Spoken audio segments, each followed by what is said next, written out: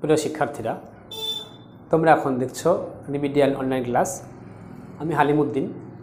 অন্যান্য দিনের মতো আজকে দ্বাদশ শ্রেণী দর্শন 2021-এর একটি গুরুত্বপূর্ণ টপিক নিয়ে এসেছি বৃদ্ধানুমান থেকে।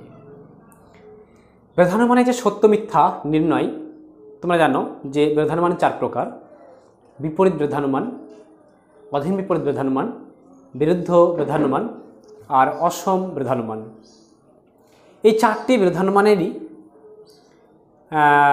4টি বৃদ্ধানুমানের মোট 5টি নিয়ম আছে। নিয়মগুলোর উপর ডিপেন্ড করে একটি বচন সত্য হলে অপর বচন কী হতে পারে, বা একটি বচন মিথ্যা হলে অপর বচন কী হতে পারে, বা একটি বচন সংশয়ার্থক হলে অপর বচন কী হতে পারে, সেই নিয়মগুলোই বলা হয়েছে। যেমন বিপরীত বৃদ্ধানুমানের নিয়ম বলা হয়েছে একটি বচন সত্য হলে অপরটি মিথ্যা হবে, আর একটি বচন মিথ্যা হলে অপরটি সংশয়ার্থক হবে। অধীন বিপরীত বলা হয়েছে, অধীন বিপরীত বৃদ্ধানুমানে নিয়ম বলা হয়েছে একটি বচন মিথ্যা হলে অপরটি সত্য হবে, একটি সত্য হলে অপরটি সংশয়ার্থক হবে। বিরুদ্ধ বৃদ্ধানুমানে বলা হয়েছে যে একটি বচন মিথ্যা হলে অপরটি সত্য হবে, একটি সত্য হলে অপরটি মিথ্যা হবে। অসম বৃদ্ধানুমানে বলা হয়েছে দুটি নিয়ম আছে। একটা বলছি যে অতিবর্তী বচন সত্য হলে অনুবর্তী বচনও সত্য হবে, আর অনুবর্তী বচন যদি সত্য হয় তাহলে অতিবর্তী বচন সংশয়ার্থক হবে। তো এইভাবে নিয়মগুলো বলা হয়েছে এবং এই নিয়মের উপর ডিপেন্ড করে আমরা সত্য মিথ্যা নির্ণয় করি। এবার এই নিয়মগুলোকে এড়িয়ে আমরা কিভাবে সত্য মিথ্যা নির্ণয় করতে পারবো, সেই বিষয়টাকেই আমি তোমাদের আজকে ডিসকাস করব।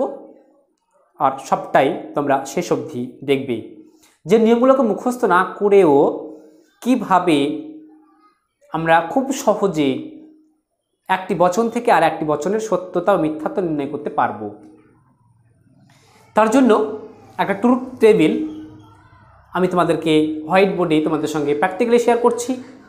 তোমরা ভালোভাবে ক্লাসটিকে দেখতে থাকো।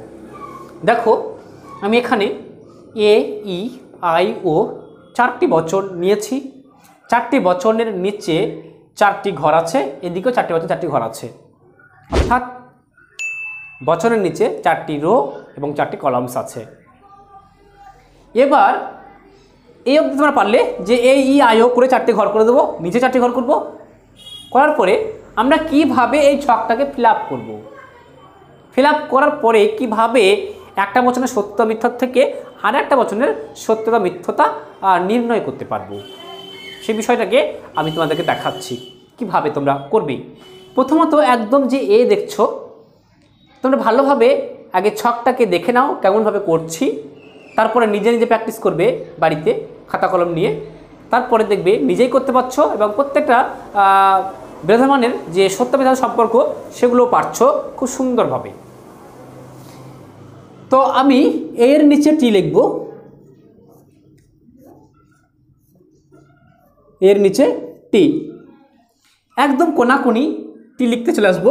আবার এখানেও টি হবে, এখানেও এই ঘরে টি হবে, এখানেও এই ঘরে টি, অর্থাৎ এর নিচে টি শুরু হবে ও এর নিচে টি শেষ হবে, একদম কোনাকুনি।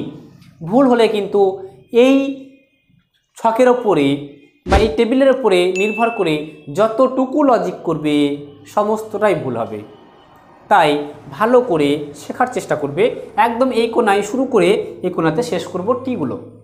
এবার এফ, ও এর নিচে আমি এফ শুরু করব।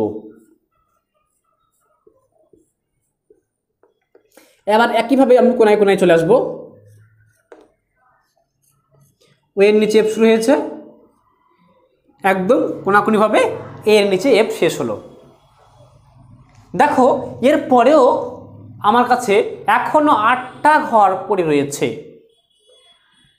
এই 8টা ঘরের প্রথম 2টি ঘর, অর্থাৎ 1 নম্বর ঘর 2 নম্বর ঘর, এই 2 নম্বর ঘরে শুধুমাত্র এফ আর টি বসবে ছোট হাতের। টি এর পাশে কখনোই ছোট হাতের টি বসবে না, মাথায় রাখবে। টি এর পাশে এফ বসবে ছোট হাতের, তাহলে টি এর পাশে এফ, ছোট হাতের এফ, আর এফ এর পাশে ছোট হাতের টি।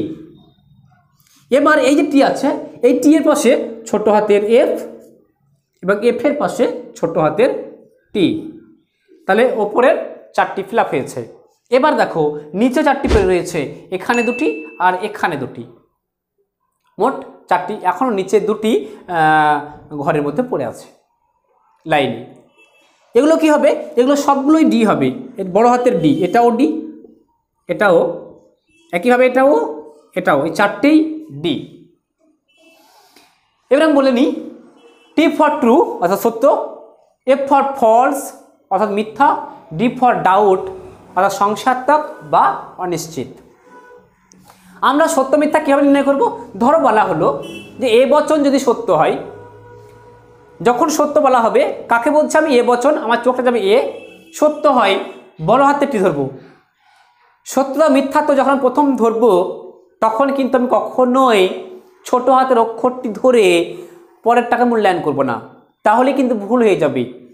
আমাকে যা ধরতে বলা হবে প্রথমটা সত্য বা মিথ্যা, সেটা কিন্তু আমাকে বড় হাতের অক্ষর দিয়ে ধরতে হবে।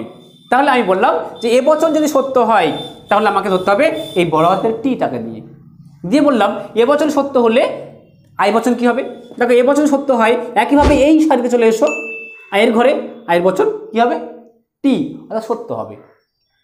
দেখো এবার আবার বলছি যে ই বচন যদি মিথ্যা হয়, ই বচন যদি মিথ্যা হয়, দেখো এটাও এফ এটাও এফ, আমি সেটাই বললাম তোমাকে যে সবসময় আমরা বড় হাতের অক্ষরটিকে ধরবো, ছোট হাতের অক্ষরটিকে ধরে করতে গেলে ভুল হয়ে যাবে।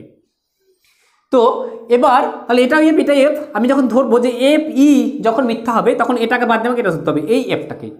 ই মিথ্যা হলে এবার আমি বললাম যে ও বচন কি হতে পারে? ই মিথ্যা হলে ও বচন, তুমি এই ঘরে চলে এসো, একদম ও এর ঘরে কি আছে এখানে? ই মিথ্যা হলে ও কি হচ্ছে? ডি, অর্থাৎ সংশয়াত্মক, ডাউট বা অনিশ্চিত। এইভাবে আমাদের একটি বচন থেকে আর একটি বচনের সত্য মিথ্যা নির্ণয় করতে হয়। এবার এই ছকের উপর ডিপেন্ড করে অতিবর্তী, অনুবর্তী, তাদের সঙ্গে বিভিন্ন ব্যাক ক্যালকুলেশন করে একটি বচনের সঙ্গে আর একটি বচনের বিশাল ডিফিকাল্ট জায়গা পরিস্থিতি এখানে তৈরি হয়, দিয়ে আমরা সত্য মিথ্যা নির্ণয় করতে পারি না। আমি সেই জায়গাটিকে তোমাদের নেক্সট ক্লাসে নিয়ে আসবো। যদি তোমরা সেই ক্লাসটিকে লক্ষ্য করতে পারো তাহলে অবশ্যই আশা করব তোমরা খুব শুদ্ধভাবে লজিক শিখতে পারবে এবং এই অধ্যায় থেকে যে 4 নাম্বার আছে 4-এ 4ই পাবা সঠিক, যদি এই ছকগুলোকে বা ক্লাসগুলোকে ঠিকভাবে আয়ত্ত করতে পারো।